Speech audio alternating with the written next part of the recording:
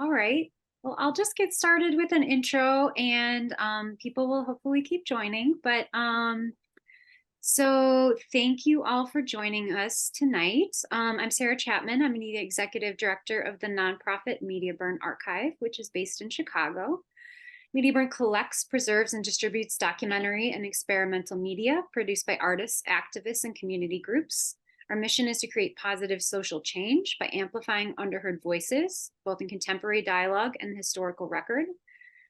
Before we get any further, I want you to know that captions are available and you can access them by going to the little More button at the bottom of your screen with 3 dots and selecting Show Captions. During the screening portions, there will be captions on screen already, so you can turn them back off if you want to. So as I mentioned in the chat, the event is being recorded and it will be available later if you want to share it with other people or rewatch sections that you missed. It should be available on Media Burn's event page and our YouTube channel, and we'll be sending it out to Damon and Daniel if they want to embed it somewhere as well. So this event is part of an ongoing free series called Virtual Talks with Video Activists, which creates conversations surrounding media production. This is our last event of this year, and we're very pleased to be closing out with this event. I think it is our 61st event that we've done in this series, which is very exciting. So today we're going to be screening and talking about Help This Garden Grow, which is a new podcast docuseries about Hazel Johnson, a visionary of the environmental justice movement, founder of People for Community Recovery, and a resident of the Alta Geld Gardens community on the far south side of Chicago. We have with us here today Daniel Kisslinger and Damon Williams, who are the co-hosts of the podcast. And hopefully later on, we will also have Cheryl Johnson, who is the daughter of Hazel Johnson and the executive director of People for Community Recovery. So what we're going to do to start is Damon and Daniel are going to provide some context and talk a little bit. Oh, Cheryl is here. Great. Wonderful. Yeah, I hope I didn't come in the wrong link. No, you're great. Hey. Okay. You're in the right place. Good to see you. Hey, everybody. Thank you. Boy, this has been a busy day. My head all over my head. You can tell I've been working hard today. Absolutely. It's good to see you. We're just getting started, and yeah, we're gonna play. Sarah, correct me if I'm wrong. We're gonna give a little intro and then play some clips from the show, right? Yep. Cool. So, first of all, thank you so much for having us, and to our small but intrepid audience. It's very nice to meet y'all. I'm Daniel. I'm Damon.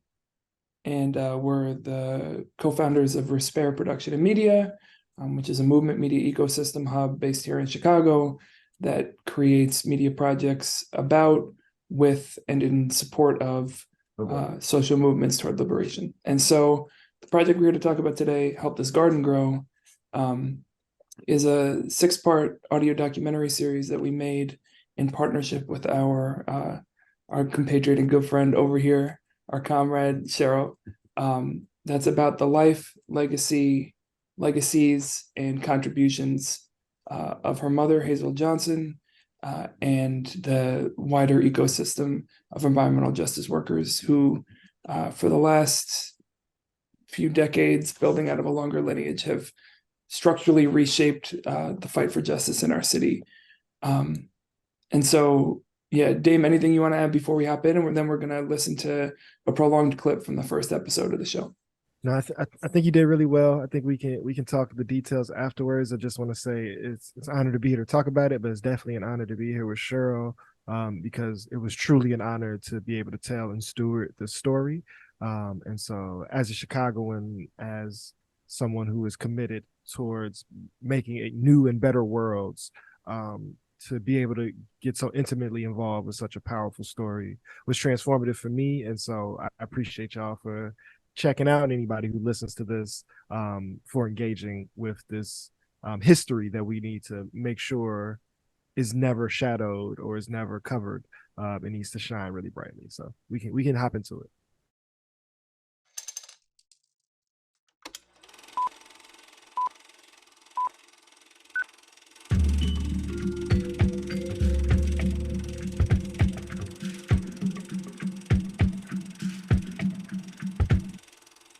I'm supposed to be giving the history of PCR, some of the things that we have done. Some of you have heard me say it about 99 times, and some of you haven't. We have a lot of people that has cancer. We have infants, and the majority of them is girls, that was born with some type of brain damage. We have a lot of people that suffer with respiratory problems, and if you notice, I do too, in order to breathe. My work is known nationally. I go all out of town making presentations, talking about the things that I have done here in the city of Chicago. And with this, we hope to prove that our health problem is related to pollution. Thank you. Welcome to Help This Garden Grow. My name's Daniel. And I'm Damon. The story we're about to tell you, the story of Hazel Johnson, changed our lives, and we needed to change yours too.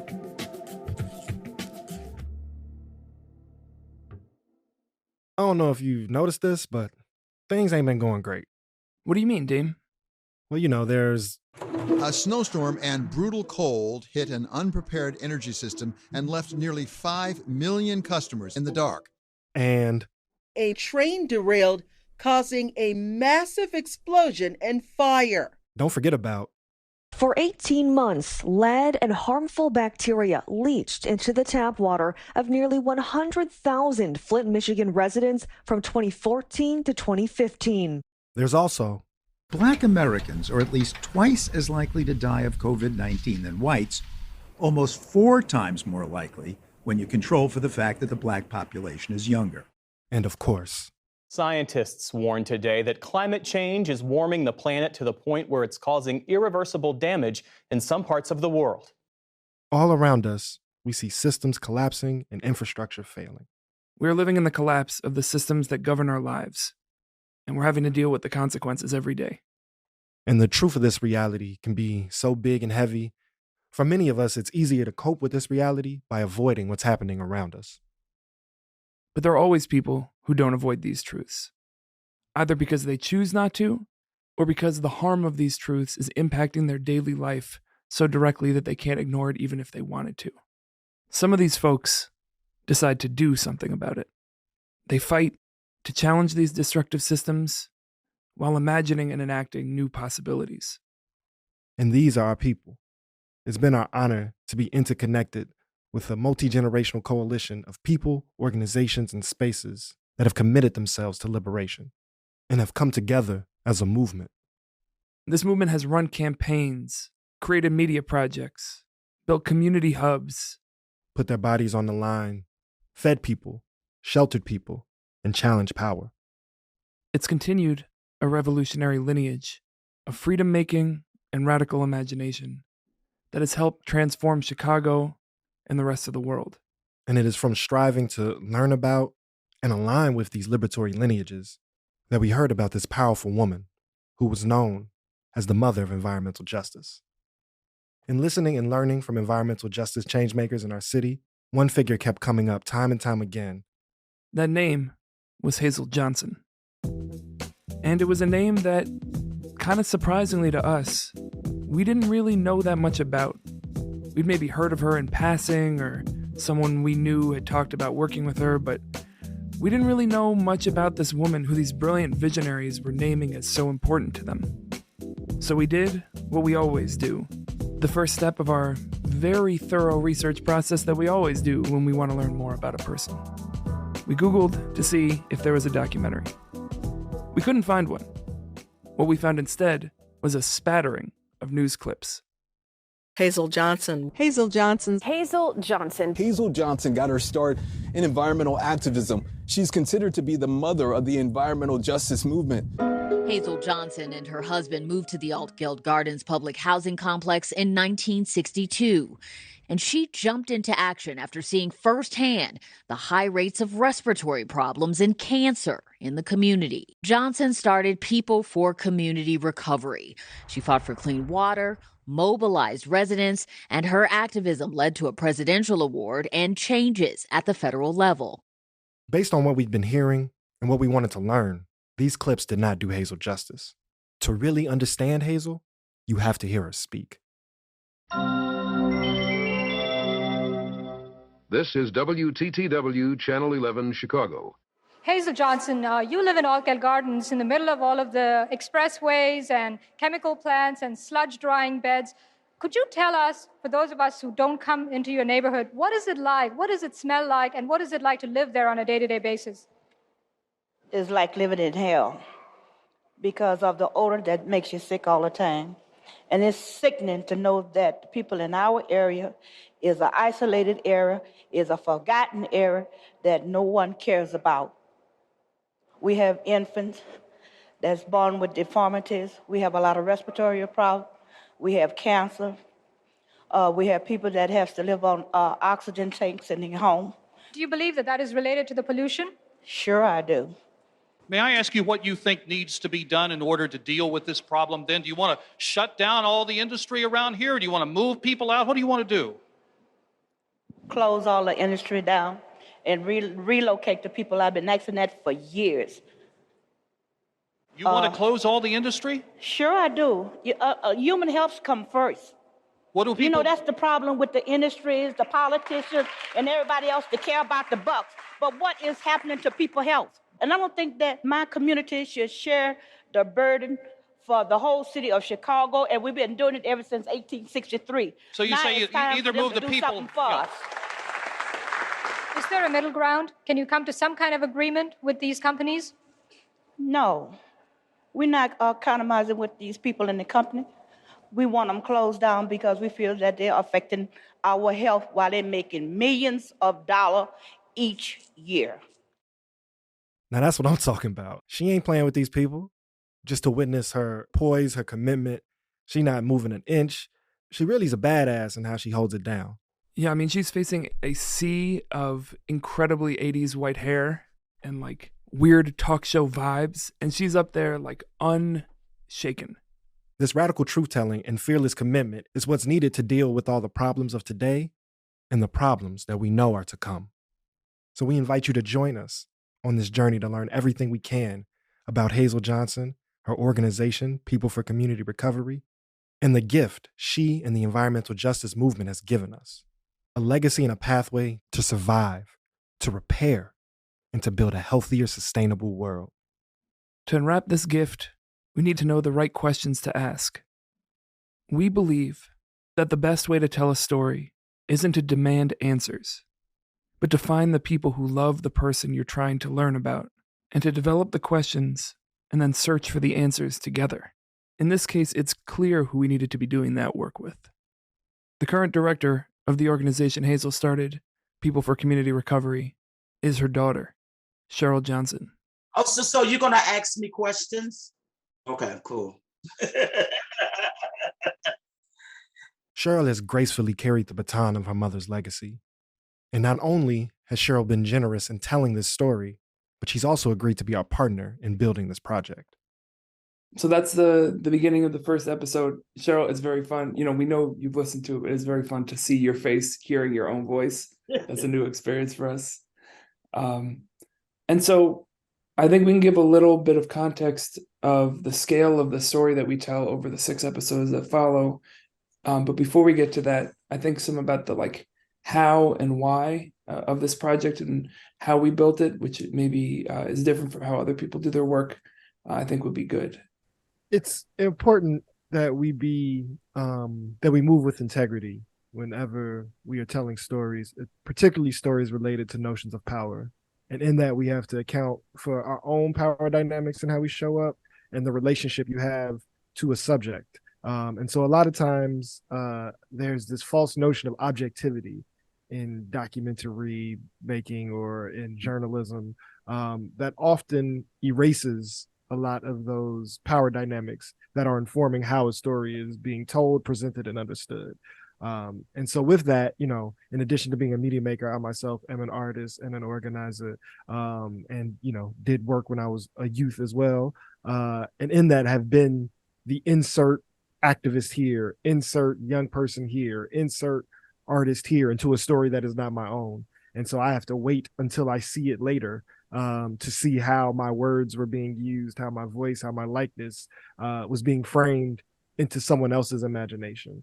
And so Daniel and I obviously try to be very transparent of we are bringing our own positionality and we are bringing our own experience, but we are not centering that alone. We were fortunate to be able to build it with not just Cheryl, but the organization PCR as a whole opened its doors to us, and we were really excited to create with Cheryl's partnership what we call it a creative cabinet, and so a committee, so to speak, of 5 environmental justice workers throughout the city, who Cheryl identified as being in the legacy of Hazel Johnson. So not only are they interviewees whose voices you hear and who help us guide the story, they were thought partners, as well as folks that we shared the resources that we raised. So oftentimes there's this notion of when you fundraise, you keep resources separate from the people that you're talking to.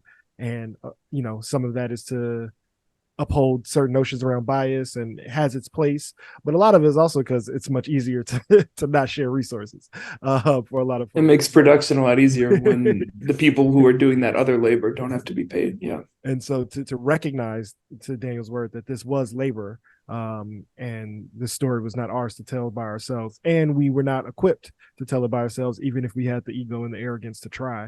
And so it was really a gift to be able to work with the people that we want the story to reach the most, right? Like, in addition to wanting to bring in the masses or bring in folks wherever they are to start working in their shoebox, as Hazel says, what's really important in all of our work is for the people who are showing up to see themselves celebrated, to see that their contribution is recognized and will not be erased. And so it was really important for the voices that help shape the story be a part of help building the container within which the story lives. So before we move forward, actually, Cheryl, I have a question for you that we haven't asked you before in all the many questions we've asked you. But, we are not the first people, I'm sure, and I know this actually, who have come to you in the org and said, we want to do, some sort of large scale storytelling documentary about PCR and about Hazel. What felt different in doing this with us? Was there experiences that happened before and that made you wary of stepping into this? Because we felt so much trust from you from the beginning of all right, let's do it.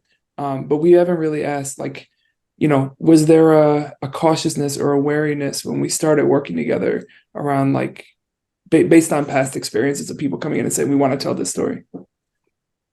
Well, I can say that, for lack of better words, I felt both of y'all spirit. You came with sincerity, Most of the time when you do interviews and stuff like that, from my opinion, it's more of a stage situation or a topic of the moment. You guys made me dig deep. And I think I got a good judgment of sincere people and people who just doing their job. And I think I sincerely believe that the both of you guys care about this type of work that's being done. And that means so much. I hate to be. I didn't even ask the question. I hate to be aged, and I look at your age also. Y'all way younger than me, so y'all can carry this message a little bit farther than I could. So, and that was an opportunity for me. Well, I'm glad that that's how you read us, and I'm glad that the project came. There was a feeling in that trust that you put in us. This was the largest scale project that the two of us had. We've done years-long ongoing shows, but the taking on a single story and working on it this way was a new level of depth for us. So I think that was just personally a big driver of not wanting to let you down and not wanting to have that trust be betrayed. So I'm really proud that is where things ended, is that your initial judgment was proven true. So I believe, if I'm remembering what this clip is, it's actually from the first on mic interview we ever did with Cheryl. And so we, as part of our practice, before this project, Damon and I have for years co-hosted and produced a podcast called Ergo here in Chicago, which has been long-form interviews with artists, organizers, movement members. And over the years of doing that, almost a decade now, part of our practice became starting with the same 2-part question. And that's the question that we started our interview with Cheryl with. And I believe that's where this clip starts. I might be wrong, but let's find out together. As you hear the question, I invite you, as you listen, if you have an answer to it for yourself, to throw it in the chat. I think we can start with the same question that we start all of our interviews with. And it's a two-part question. And the question is, in this time, and define time however you will, this hour, this moment, this season, this lifetime, how is the world treating you, and how are you treating the world? How the world treating me and how I'm treating the world. Well, I start with how I'm treating the world. You know, I'm a type of person that people gravitate to. I'm a caring person. I have sympathy. I can understand. I connect with people. Even dogs in my neighborhood love me. I know my neighbor dog's name. I enjoy myself, you know. There'll be some ups and downs, and sometimes I get lonely because I come from a large family. I come from a family of 9. There's only 2 of us left, me and my baby sister. We was a very close-knitted family. So life is good and challenging. You know, I just hate the fact that, you know, we got to deal with a lot of the implicit bias, prejudice, institutional racism, and the whole misconception that I'm trying to demystify is about the life of people who live in public housing. Now, how I see the world, I only could relate it to the work that I do. Today, it's rewarding. It's almost like I tell people I can breathe now. At one point, I was always angry in this movement because, you know, people took us for granted. They didn't believe that environmental justice was a real thing and environmental racism happened. And the fact that our community was always targeted to be harmed. You know, I've been involved with the organization for 40 years, but I've been working here for 36 years. And to see the trials and the tribulation that my mother went through 40 years ago and the abuse that she had to endure with it, but it didn't stop her. I just wish she was here to see that the work that she has done over the years is getting the recognition that it should. All right. Before we go forward, we have to break down 2 really important pieces to this story. We have to be able to define public housing, and we have to define environmental justice. First, let's start with public housing. This story of Hazel's legacy takes place in Altgeld Gardens, an ambitious post-war public housing development, one of many built in Chicago and around the United States in the mid-20th century. Following the Great Depression, we see the federal government collaborating with cities to experiment in new efforts of public housing that in many ways started as intentional forms of slum clearance. And although many races and ethnicities occupied these spaces, within a few decades of these developments being built, the phrase public housing became stigmatized and synonymous with conceptions of Black poverty and plight, mainly due to the practice of redlining and racist housing policy that severely limited the options for Black people in communities to live and to create home with a sense of dignity. And by the time me and Daniel came around in the world, the air quote projects had been largely abandoned, under-resourced, and divested from, and were falling into disrepair. And in Chicago, the same government that built them a few decades earlier and then abandoned them decided to tear them down en masse, with disregard for the people that lived there. From that vantage point, it's hard to remember that Altgeld Gardens, like so many other housing developments, for many was originally seen as a step up. One of the main things that we have to be clear about is that housing was always in the city of Chicago a challenge for Black people. We always lived in one of the most deplorable areas in the city of Chicago. Altgeld Gardens was the garden spot. It was a beautiful, even though from historically, it is a highly contaminated area, but it became our home. And it's hard to just uplift your home and relocate somewhere else. What we've come to know is that this space was surrounded by toxicity in a spot now known as the Toxic Donut. And on a personal level, the Gardens has been an important place for my family. My grandmother lived there for a few years during her childhood, and often tell me memories about this mythical bus line that would take her from 130th down Michigan Avenue. My mother would occasionally be babysat in the gardens by extended family members. My dad even went to Carver High School for a semester, which is located in the gardens. So for me, the gardens mostly existed in my imagination and in these stories of the past. And when I would think about this space or hear stories, it would almost feel like a flashback scene in a movie. I knew that my family and community had connection to this space, but I did not fully understand the history of this land and the significance of the community. And starting to ask people about the gardens, it was clear to me I wasn't the only one who wasn't fully aware of its history. Even people who grew up in the gardens didn't fully know the history of this land or even know Hazel as a historical figure. I left Altgeld Gardens for college in 1981. That's Dr. Joy West, a longtime physician and advocate for public health who fights racial disparities in the health system, who's also a close and dear friend of my family. As I look back, there were signs of the impact on our health of being in this toxic donut. But at the time, we didn't know. It was not uncommon for everybody to have eczema. It wasn't uncommon that everybody had asthma. I remember one of my sisters always had problems with her skin. Several of my sisters did, but we never connected those dots. You don't know what you don't know when you're growing up. So as children, and even as young adults, we didn't know the impact of living with the steel mills so close, with the landfills so close, with the waste management so close. We just knew that that was a part of our environment. I had no idea that I was living on a wasteland. And even now, as I learn more about that environment, it's mind-boggling that we didn't know. It's mind-boggling that our community was a dumping area.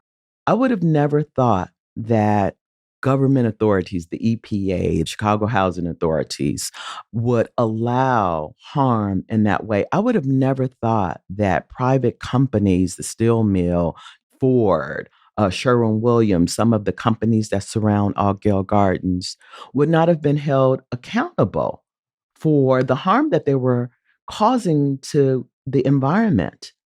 Realizing that I was a part of that, it just hits home in a different kind of way. It is incredible what we have endured and what we continue to endure. And it is so impressive to me that someone as uniquely a mother really amplified the issue and really shined a light on what was happening at Altgeld Gardens, because we had no clue. I'm a gardener, so I love being in the soil. That's Dr. Sylvia Hood Washington. In addition to being a phenomenal gardener, Sylvia is a highly accomplished and successful environmental epidemiologist, environmental engineer, and environmental historian and clinician, with over 30 years of research experience working on the impact of industrial pollution on human health. When you grow something, you don't just stick it outside in the ground. No. You actually select where you're going to put it outside. You protect it. They put chemicals into the environment, and it came out in the bodies of the residents of Altgeld Gardens. I mean, it's not as if they went to the North Shore and the Gold Coast and created Altgeld Gardens. They put them in the toxic donut. That word was donut, if you didn't catch it at the end. So this is some of the continued backstory setting up our entry point into going back to the beginning, which we begin in episode 2, going back to the history of the land, pre-colonization, work our way through. I don't know if it makes sense to give a breakdown of each of the episodes, if y'all should just check it out. But I think in listening to that, one thing that I'm struck with, and we made this and have been doing some talks, but haven't sat down and listened to it in this way, was starting to hear the building out of this larger circle of who we deem experts. So both Dr. West and Dr. Hood Washington are credentialized and experienced, and we name that, and that's part of why we think listeners should take them seriously, but there's also this personal connection to it. Like, we don't start with Joy talking about, the epidemiological studies that she's been part of. We start with talking about her lived experience. And I think that's a good example of the ethos we tried to carry through the whole show of like, how do we challenge whose expertise is taken seriously, what kind of like credentials are viewed as valid. And it's something that Cheryl, you said over and over again of like I may not be an expert on everything, but I'm an expert on the reality of the lives of the people in my community. And that should be viewed, in policy work as just as, if not more legitimate than, a think tank or some sort of policy institute.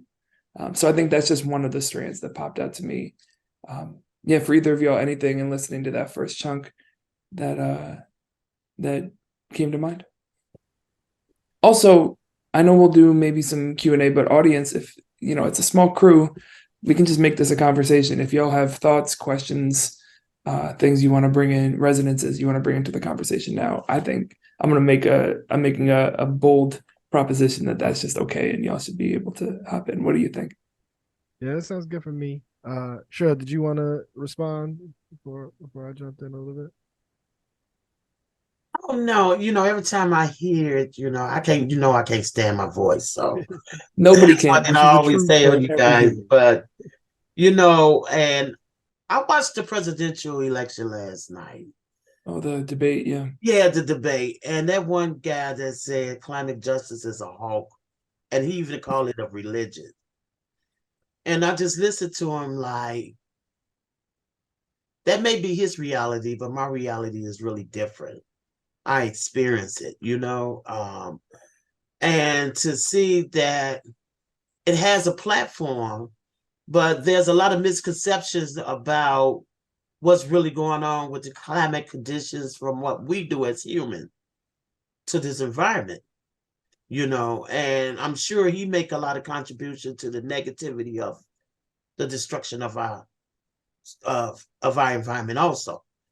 But for him to have a platform like that and to say that I get up every day, every morning thinking, how can I make my community a better community?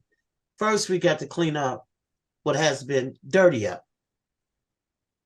And then to see that we don't even have the workforce to remediate any of those things, how dare he to say that when you get people out here, that's been constantly lied to by government, the experience that they have out there in Ohio with the oil spill. There's so many stuff that's just going on in this world, and it just seems like, we still have people ignorant to the fact that this is real. Environmental issues are real. Our climate is changing. And to say that it's not real, it's still saying that, wow, I'm 62 years old. I think I got 20 more years to do this work, and it's terrible, because we're fighting for our future generation, and we have to change the practice, and change is inevitable. We're gonna go through this, do our fault? How did industrialization impact my community back in 1860? They only did the best based on the best knowledge that they have at that given time.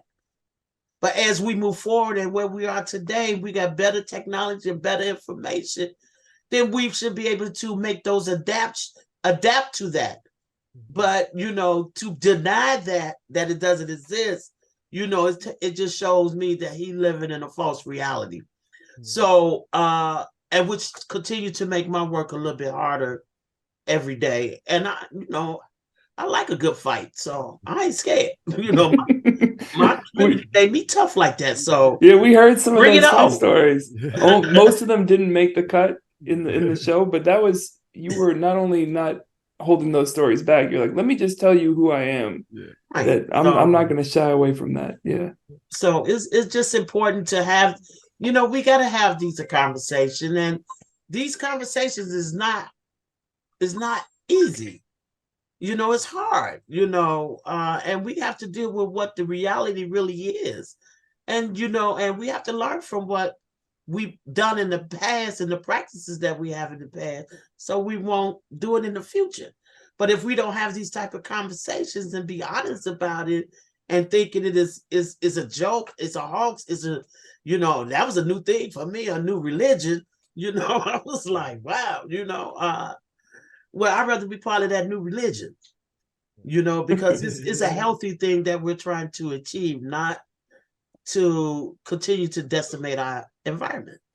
Yeah. And I'll hop in there and just, want to talk a little bit more about environmental justice movement in a few moments. And I think I see a hand. Because that was the next part of the clip was we said we had to define two things, and we were in the midst of talking about public housing. But first of all, when we say environment, I think a lot of us have received information in a way that leads us to think of environment as some separate, faraway thing. We think of it as the ozone layer or as the forest and waterways that are not near us, or this idea of the global climate, which is changing and which is like, a looming, well, no, not looming, active catastrophe. But environmental justice teaches us that our environment is so much closer, and that environmental hazards and harms and toxicity are a part of our day-to-day lives in ways that have been accepted, normalized, and invisibilized. So your home is a part of your environment. Where you work is a part of your environment. Mm-hmm. And so many of the ways in which we have produced in this political economy, whether it's for shelter or for trade in markets, has been done with toxic material or brings about toxic waste. And so that's the reality for all people, right? But when we talk about environmental justice, we also acknowledge that those impacts are not distributed equally, and they are very inequitable. And so throughout the United States, we have seen that as Black and Indigenous peoples, agency and freedom have been infringed upon, especially in terms of where they live. Folks have been pushed and placed into areas that are already hazardous. And then when there are new hazards or toxics to be dumped, we see across the country, whether it's in North Carolina, whether it's in Houston, whether it's in California, whether it's in Harlem, even across the economic spectrum amongst Black people, we see that there's always a push, whether formally or under wraps or behind the scenes, to dump, to create waste and landfills near Black communities, to add more factories, to add more exhaust. And so as we are seeing the health effects and the health disparities that then affect behavior, affect age expectancy, affect youth development, and how this then contributes to all of the other socioeconomic factors that are infringing upon Black people's lives, then the movement that was built from Black, brown, and indigenous people, mostly women, is the answer to that racism, to that harm, to that structural inequity. And that is the environmental justice movement that Hazel was so significant in bringing about. So I just wanted to add that. And then I think, is that Haiti or Hadia? Hi, it's Haiti. I got it the first time. I should just stuck with the. Should have second guessed. Trust your gut, Dane. I had it. No, it's always worth an ask, Well, thank you both, Damon and Daniel, for just this work, generally speaking, but also Cheryl, thank you so much for uplifting not just, your mother's work, but your mother's mother's work and your mother's mother's mother's work, right? Thinking about the legacy that specifically Black women and Black bodies have to do, collective organizing. So just thank you so much for also allowing us to hear this part of the story.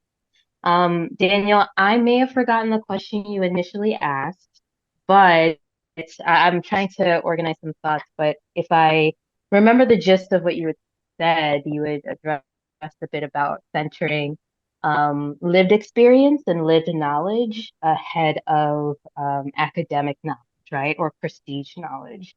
And I think what that brought up for me, especially in listening to the podcast and seeing the work that y'all have been doing, is the intersectional lens that you've approached. And I think that was such a beautiful way to highlight how this is essentially a trauma-informed approach as well, right? So being able to see the concentric circles of both trauma and of activist work, like it's also from a disability justice framework. right? And so many disability justice activists highlight that if you don't care about all the issues or see how all the issues are interwoven, then you aren't really about that life, right? Just as a caveat. And so I really appreciate the ways in which y'all are centering experiential knowledge as expert knowledge in its own right, because in part of my work as an arts administrator, a creative, I think a lot about the systemic trauma that we live and how our bodies will remember the trauma of our ancestors like 7 generations back. And so to know that this is not new work, and I think, Damon, you had said you're not new to this, you're true to this. If I didn't, I'm going to pretend that you said it anyway. He said it at some point in the last 20 years of that phrase existing in the world, I promise. I have been known to be true to things. Right? But at the crux of this thought, I'm just thinking about how activist work is inherently trauma work, and just really thinking through as documentarians and as archivists and archivists and healers and everybody that lives in between, like to do community engagement work the way that Cheryl, you've been able to continue to demonstrate and model for us is really very much about like remembering what it means to be human. And like at a certain point, every single person will inherently experience the ripple effects of systemic trauma and systemic capitalism and systemic environmental. So that is the end of my thoughts. Soapbox, Daniel, I hope that answered some part of your question. No, first of all, thank you for the kind words, and I'm glad that the intention and like intentionality of how we made this project together comes through in that way, because it's always a balance of moving in that way while also not like having the process be centered for listeners, because we still do want them to like, be in the story. One of the things in what you were just saying that made me think, Damon and I have been doing this work in different ways, and we had our own, praxis and methodologies coming in around how do we center the humanity of the people we're talking to, and not just, extract their pain or even their work. But the specifics of what you just named of the like human trauma informed care work that we tried to embody in the storytelling really crystallized through our interviews and our conversations with the people who've been doing that work.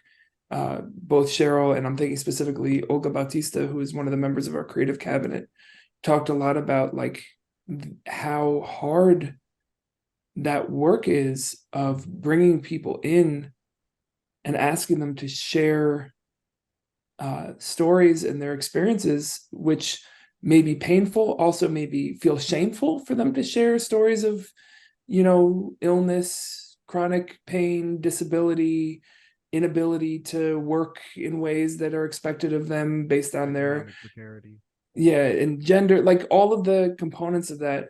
And she named how, in many, when she was younger, or when she was starting to participate in this, there wasn't really always as much of a prioritizing of like, okay, if you're asking someone to get up at a city council meeting and talk about how, their child is ill, or, the challenges they've been through, there was kind of this expectation that people should get up and share that experience and then they'll be fine. And she said that one of the main things that she learned working with Cheryl and that Hazel embodied is like the type of care that you have to offer to people who you're asking to give that vulnerability. Otherwise, one, you're, in many ways perpetuating that harm, but also like they're not going to come to the next meeting. Like it's good organizing. It's what helps build coalition. It's what helps build momentum to get the structural, tangible wins. And it's a way of like modeling a different type of communal existence. So, we had our own, like I said, processes around that, but the centering of that type of like care-based and trauma-informed model emerged for us through being in conversation with people who are doing this work. And so the last clip we're going to share, we're going to skip the whole story and come to our conclusion. You got to listen to the podcast. Got to go listen. Yeah, exactly. Start and grow wherever you get your podcast. But a big part of what this project has been about, and you hear it even in that first episode, is, when we talk about lineage and legacy, this isn't just a biography of Hazel. It's about the legacy that she created and the lineage she created and what she left behind. And in many ways, how that legacy is incomplete or not marked with the type of investment that's needed. So, acknowledgement is great. Cheryl fought for many years to get the 130th Street renamed Hazel Johnson EJ Way. There's other types of memorializing that are in the works. But Hazel was actually very clear about the legacy she wanted, and that was the construction of an environmental justice institute in the gardens that trained people to be policy workers, scientists, organizers, that space could also serve as a community hub and have access to resources, job trainings, and just a place for people to gather. And so that's what PCR has been fighting for 30 years to get built. And so the two main takeaways that we want to leave people with this project are fight for the Hazel Johnson Environmental Justice Center to be built, and that's an ongoing process. And then also embody these same practices in helping the garden wherever you are grow. And so this last clip speaks to these questions of legacy, and what does it mean to actually embody this legacy, both in regard to PCR and the gardens, but also just in the environment, like Damon said, that surrounds us every day. So I think we can go to the clip. I am dedicated to keep her struggle, because she went through a whole lot, to make sure that her work do not go down in vain, And today to see people having a discussion about it, and I can hear her right now in heaven say, "I told you so." I am a gardener. I'm serious. I'm a big time gardener. So I went outside. I planted these beautiful irises. I planted those 15 years ago. And now they're reproducing, they're self-naturalizing, they're thriving. That should be her legacy. Make it a garden of intellectuals. Make it a garden of future activists. Create the environment that they will thrive and reproduce. We want to grow that excellence and build back up that soil and make it healthy. So make Altgeld Garden that space where we are creating our new crop of environmental activists, our new crop of environmental scholars who are dedicated to creating resilient and sustainable communities, not just in Illinois, but across the country. Let us be the children of Hazel. Let us be her flowers and her seedlings that will thrive and grow to make her legacy a permanent and ongoing legacy.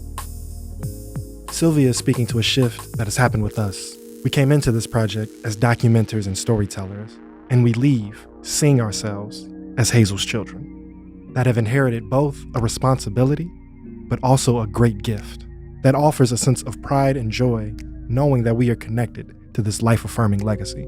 We can see with so much greater clarity both the world we live in and the world we're trying to build, because we're rooted in Hazel's garden. We are humbled and honored to bear witness to the leadership of these brilliant Black women. So we thank Hazel, and we're grateful for Cheryl for continuing her work and being so gracious and sharing her story, and all of the other participants and members of the EJ movement whose sacrifices and contributions so often go overlooked. We've learned from you that the seeds Hazel planted have sprouted all over the world. Hazel's legacy is alive. Her garden is still growing. I think that's about it, because I don't want to have no long drawn out thing, because I can tell you so many more other things that we have done together with some of these people right over here and over here too.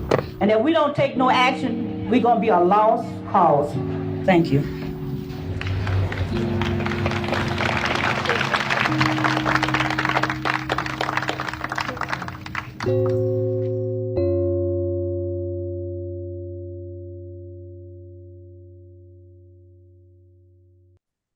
So just a little behind the curtain in this, I want to say this while we're in this crew. The audio that you heard at the very beginning of Hazel and the audio that you heard at the very end come from the same video clips. And we one of the things about documenting people who have not been documented that much is there's not that much raw material to work with of Hazel speaking.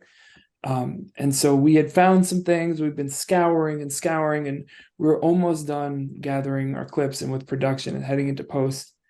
And I stumbled across, and I think maybe Dame had seen it earlier, but it slipped through the cracks, on Media Burn, the series of 7 clips from a project that was filmed in the early 90s. And it was like this revelation for us of like finding this audio or video really that like showed Hazel not on the news, not on WTTW, but like speaking in the gardens to people at an action trying to build our base up. And so just as a, storyteller and someone who cares a lot about archive, I'm so appreciative of the work that y'all did to make that accessible. And then of course, giving us the permissions to use it. I mean, that was like, it felt like a holy grail to find it. Like I remember texting it and be like, oh my God, we found the clip. And so that's what starts the show and ends the show. And so thank you for that contribution into the story. I don't really know how we would have started or ended it without that clip. It would have been a lot more flat. And it's funny, I've been seeing it on social media. People have been sending it to me. Cheryl, I seen this old clip of you on this big bright orange jacket. I was like, oh, I know what you're talking about. But we're not, that's the beauty of audio, is that you don't have to put your 90s fashion choices on blast, So yeah, I think that gives a little taste, and we can open up to any other questions, thoughts, resonances before we hop out of here. Anything people want to bring? Well, I just want to say in closing, my mother loved this community, and she wanted to live out here when it was forbidden, when it was more for veteran status folks to move out here. So when she got the opportunity to live out here, she loved every bit of it. And it was even to the point in her last, when she was transitioning, and she told me, when she was in the hospital, if I'm gonna die, let me come home and die in my own bed. And we was able to honor her wish. And she did, passed away in the community that she always loved, because she always thought All-Girl Guys, despite, what surrounded her, she thought this was the most beautiful place that she ever had the opportunity to live in, because my mother's from Cancer Alley, Louisiana, New Orleans. So I guess in her experience that it always been, but this place did grow grass and flowers, So I think the title of this is to continue to grow this gardens because it's a beautiful place. So also I want to say that she understood that we know how to dirty up our country, but we don't have a workforce to clean it up. And she always envisioned that a vacant school building is to be that vehicle that teach people or create what we call an environmental remediation workforce, and bringing every interest to the table to come to this open environmental lab in our community and learn how to save this community so we could save hundreds of more. And so that's our charge. Folks to go to peopleforcommunityrecovery.org and contribute to the work, figure out how you can plug in, and also definitely listen to Help This Garden Grow and learn more about the story. And thank you all so much for having us and for helping to make this story possible. Thank you so much for coming on. This was so great. Definitely just will love all of your spirits and all the work you're doing and hearing this story, and encourage everyone to listen to the rest of Help This Garden Grow wherever you get your podcasts. Really sounds like a sort of suspicious thing to say. Sounds a little shady. You can get your podcast under the table, wherever people are passing you podcasts. Yeah. But yeah, thanks everyone for joining us. Again, if you want to share it with someone later, we'll be sending the recording to everyone who registered via email tonight or tomorrow. And yeah, hope to see you all again sometime soon. Okay. Everyone. Thank you all so much. Take care. Bye-bye.